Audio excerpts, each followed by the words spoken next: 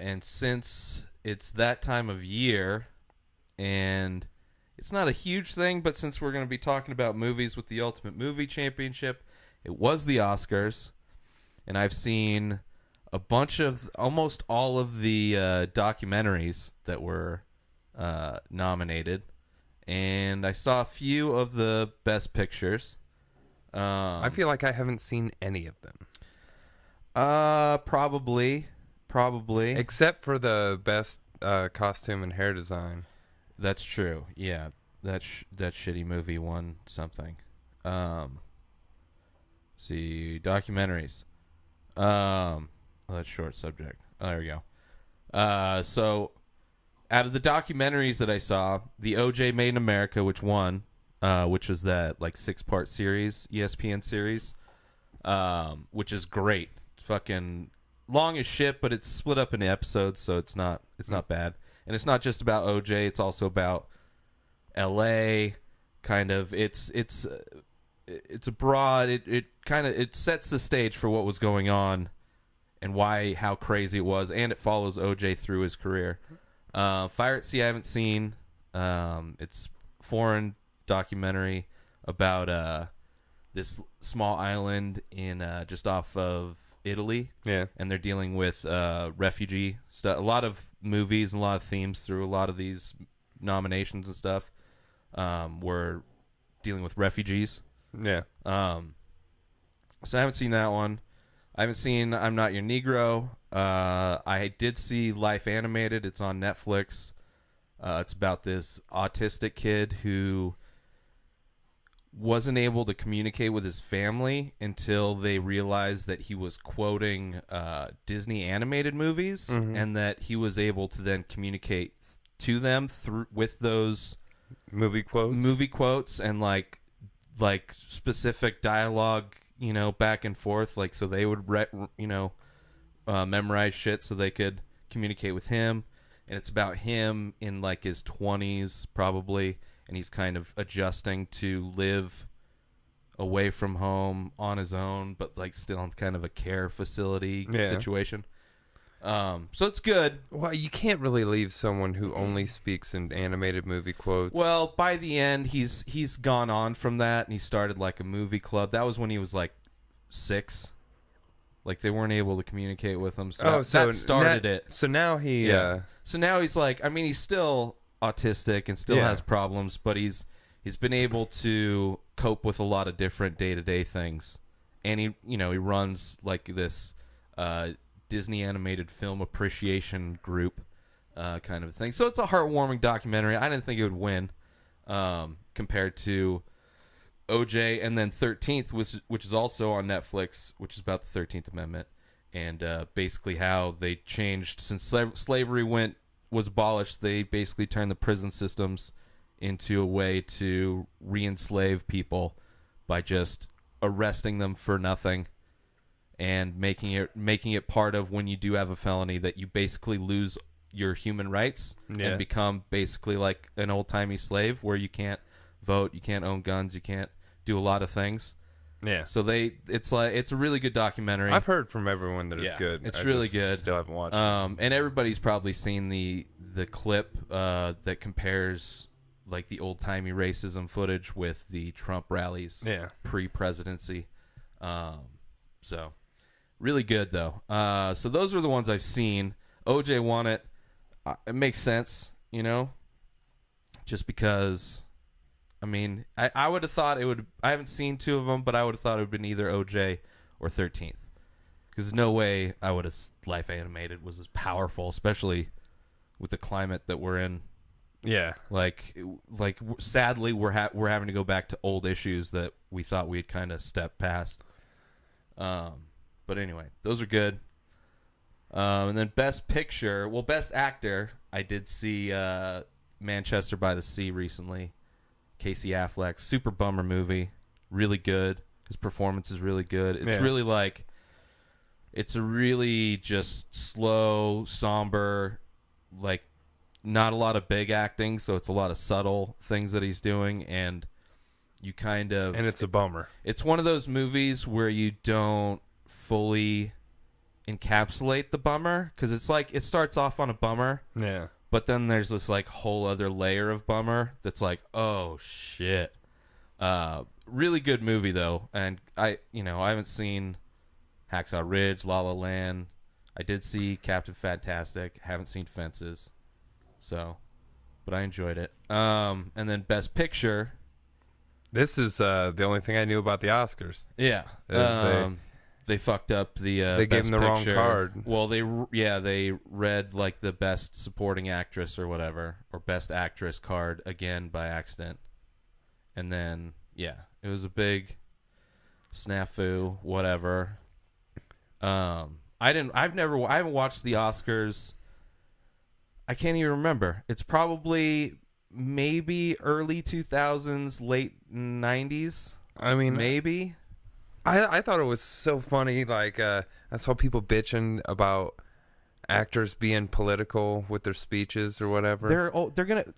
If anybody thought a bunch of actors are, especially in today, like if you don't understand what's going on in the U.S., where maybe some actors and a lot of their views, the country's going in a different direction. If you think they're not going to say anything at their little pat me on the back award show, exactly, they're like, don't watch it. Why can't they just go up and just be a show and be fun? Stay in your lane.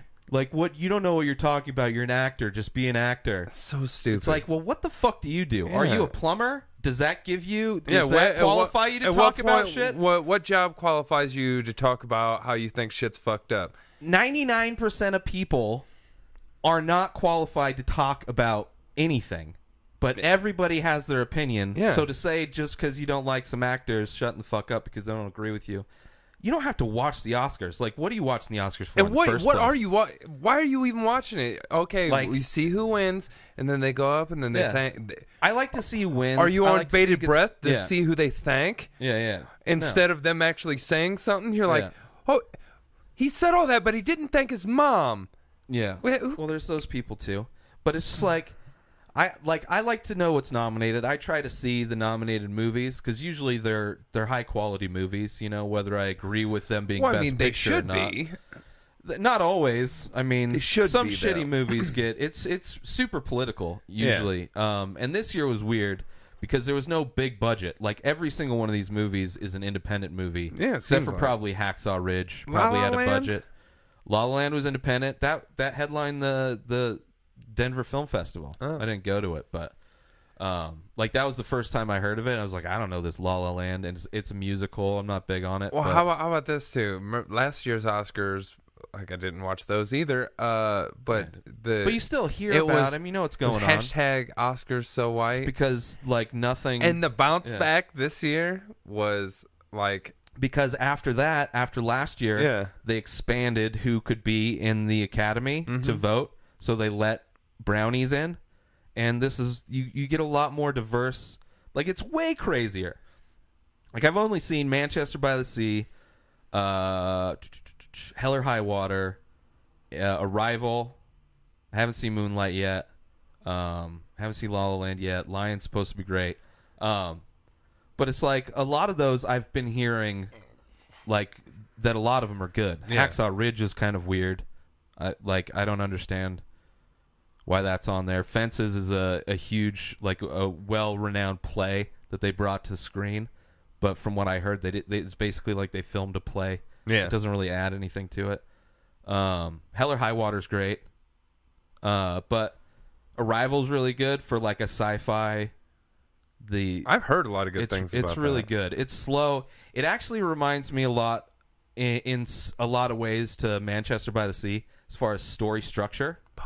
That too. Damn it. Not as much as a bummer, because it's like it's more heartwarming, emotional. Yeah. Less like you're seeing these things that are bummer things, but you don't know you don't know in the context of the story why they even matter until the end, where it's like, oh, you're seeing like these snippets. Yeah. That's like it's clearly telling a story, but you don't see how it fits into the main story. And then when both Manchester by the Sea and Arrival kind of illuminate what the connection is, they're both like, holy shit. Arrival's more on the holy shit in more of a loving kind of a way, where the other one's just like tragic. Just tragic. It's like so tragic. I've heard. You want to know the premise? You're not going to watch Manchester by the Sea. No, I'm not. It's kind of spoilers for anybody. I mean, for sure, stop, watch it, fast forward a few minutes, but kind of it's like he's back in town because his brother just passed away, had a heart condition, passed away, and he's got a son, so he's the uncle. But then they're showing like he's back in town. It's not that far away. It's Manchester versus Boston. Yeah. And like it's just very uncomfortable, him in that town, and he doesn't, you don't really know why. It's just he doesn't want to be there, but he's there to take care of the shit. And then what you find out is that he was, they're showing this story where he's married and he has these 2 kids, and he's like, it's this one night where a bunch of friends are hanging out in his like basement or whatever, and they're playing ping pong and pool and all this kind of shit, being super loud. She kicks him out. Everybody's drunk. She kicks him out, and he stays up. Wife passes out. Kids are asleep. He's out of beer. He stoked the fire because he went to say goodnight to his kids, and so he put some wood on the fire. He's like, I'm just gonna walk. I'm gonna walk to the liquor store. On the way back, house up in flames. The wife is okay. The next morning, they pull out 2 little body bags, and then there's a scene where he's talking to the cops, and he's like, he basically just forgot to put the screen up. Yeah. When he went, and he thought about it when he was at the liquor store. He's like, well, it'll be okay. And then he went back, and the cops are like, well, you didn't do anything wrong, so you can just go. It's just like an accident. Shit happens. So nothing happens, and he's so depressed when he leaves that interrogation. Yeah. Grabs a dude's gun, tries to shoot himself, but can't figure out how to use it, like most people in a high-stress situation. Super bummer movie, but that twist of we're like, oh, shit. Ugh. Great performance, though, by him. It's like a crazy movie. I'm sure it's great, but like... So Arrival... Even after earbuds, I'm bummered out. Yeah. I'm bummered out. Yeah. It's a different kind of bummer. And Arrival is... I need to see a real good comedy. I haven't seen a good comedy in a long time. I don't give a fuck about nominations, but I'm saying... When's the last really funny comedy we still you need saw? to watch Nice Guys is good. It's not... I mean, it's like action comedy. Yeah. I mean, what did we just watch? The last that great. Pure comedy. The Central Intelligence we just watched, which is a comedy movie. I mean, it's 100% just buddy comedy. Yeah. But I wasn't paying attention for most of it. I was for most of it. Some of it was funny. It's like it's a very typical... I prefer the Other Guys as a buddy cop movie over that. Yeah. Mark Wahlberg and Will Ferrell. Yeah, but Gator don't play no shit. Yeah, but I prefer both of those actors too. Yeah. So.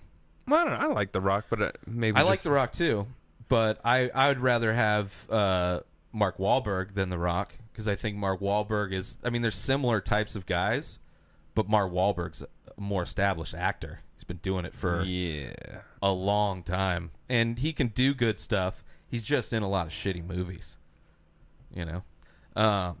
Anyway, so I'm looking to see Moonlight, because that's on iTunes. I pre-ordered La La Land, and then I've heard good things about Hacksaw Ridge. I haven't really heard. I haven't heard. But Mel Gibson's anything that like he should be. Yeah, but he directs well, but he's a douchebag. But I mean, here, let's see. But why does that matter? Yeah. I mean, that was the thing with Casey Affleck, because I guess he was an asshole to a woman on set, like he was being misogynistic. But it's like, on some level, like, okay, he's an asshole. I saw a lot of people not wanting to see but it's the thing. People don't want to see his movie because he's an asshole. Our president bragged about grabbing women by the pussy, so what the fuck does it even matter anymore? But it's like, there's what's his face, that old Jewish guy that married his stepdaughter, Woody Allen, like, he still works. Roman Polanski still works. I mean, he can't come to the U.S., but he still works. And then you look at sports.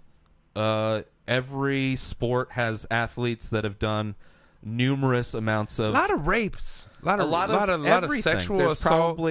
There's probably domestic violence, a bunch. A lot of domestics. There's probably a sprinkling of murder in there. There's probably there's everything. Yeah. So it's like every job is gonna have some assholes in it, but if they do good work, it can be forgiven. You can still appreciate Kobe the Bryant work he does. Listen, I'm not allegedly raped a girl, and I'm not a fan nothing happened of Ben Affleck, and I'm sure he's got dirt on shit, but his brother's a really good actor, and he's been in a lot of good things for a while, so it's nice to see. And this is it was his performance, it hangs on him because he's the main focal. He's like in every scene. Would you rather have Casey Affleck be Batman?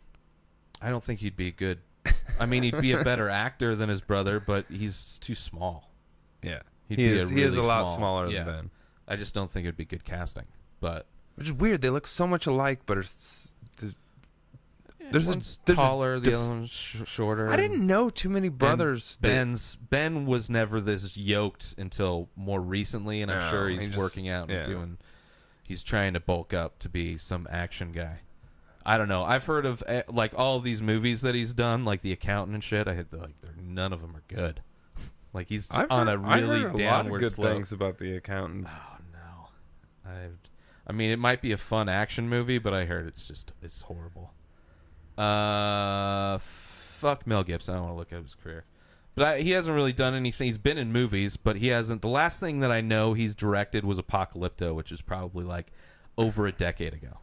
Yeah, or close to a decade ago. Yeah, it's been a long time since he's directed anything that I gave a fuck about. Braveheart was awesome. That was like 20 years ago. I'm not saying he hasn't done anything good in his life. I'm saying, where is he at today?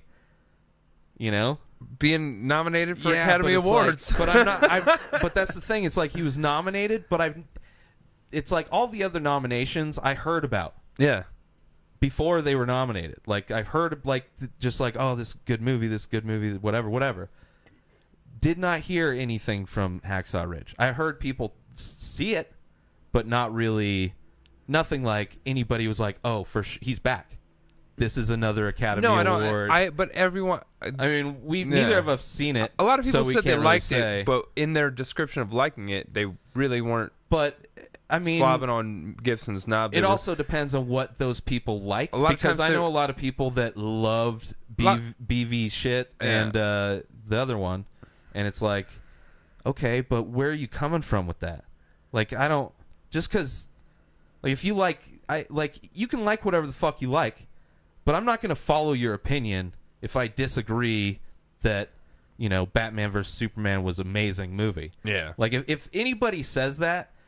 I know a lot of where they stand with film. That tells me a lot. Yeah. It doesn't give me the whole picture, but that tells me a lot. It's like, okay, that's where you're at. Like, maybe you just don't see a lot of movies. You're super into comic books, and it looked pretty. And you're not, whatever. You filled in all the gaps because you've read the comic books, and you just, whatever. I've enjoyed movies that are shitty. But I don't. I do too, but those were just bad movies. Yeah. It was not like so bad it's good or whatever. It's like the only good part that I thought of Suicide Squad was the fucking top 10 karaoke hits that they played for a soundtrack. That made nothing to it didn't relate at all. It's like, why are we playing Creedence just because there's a helicopter scene? It's like, this is the most generic use of music. Hey, whatever, they won best Oscar award-winning film. Yeah, Suicide Squad. That's right. Crash won for best picture, and But anyway, so those are the Oscars. I'd recommend, if you're the kind of person that likes to watch good movies despite them being bummers. I get not wanting to watch it. because they are bummers. But if that's something you want to check them out, there was some good nominations this year.